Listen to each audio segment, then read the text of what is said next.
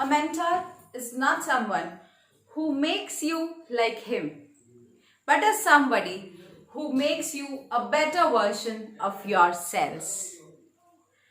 Good evening, Toastmasters. Today, before we begin, we have a statutory disclaimer. This is a personal life experience and a personal life story. Do not try to attempt. Fatal for life. I married when I was 22 years old. We have heard about women who have married when they were 15, 12, 18 or even younger. I was 22. Even then, I thought that I was too young to get married. Or rather, I should put it this way, that I was too young to take in the responsibilities that incur with a marriage. This is what I thought. Even when I say all these things, I had married the person with whom I was in love for about 7 years. It was an arranged love marriage. As on 19th August 2013. Gopaldas Shenoy, the eldest of the three in his family. We were not at all alike. We were different in all the other ways possible. I was from an upper middle class family. He was from a lower middle class family. I was an engineering graduate by profession and software engineer. He was just 10th pass and a service provider at Airtel. I was like a butterfly with no strings attached. He was the sole source of income of his family. I lived in the luxuries of my house, my own house. And he lived in a rented place supporting all of them. He was a Brahmin and I was an Iyer. We were no way alike. Despite the differences, we fell in love and got married. It's very common that you hear that there is this huge difference between the lovers. It's very common. But then it's not very common that you get a okay from your family members. Similar was my case also. But then there was this one person who stood by me by rock solid. My primary mentor. I call him my daddy cool. My father. At times, based on how my relatives have rated this, I have myself felt in doubt whether as to I'm doing something really wrong. I've asked him if he's really sure that what he's doing is right. And this is what he told me.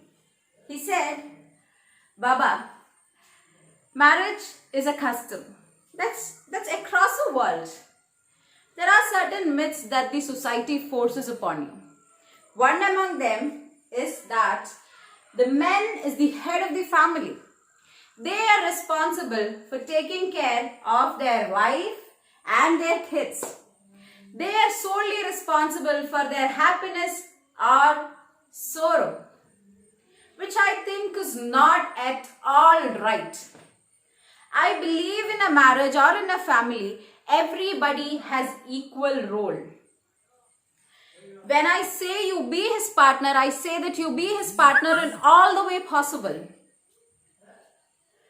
Don't just preach about gender equality or just raise your voices for your rights, but know and acknowledge your responsibilities too.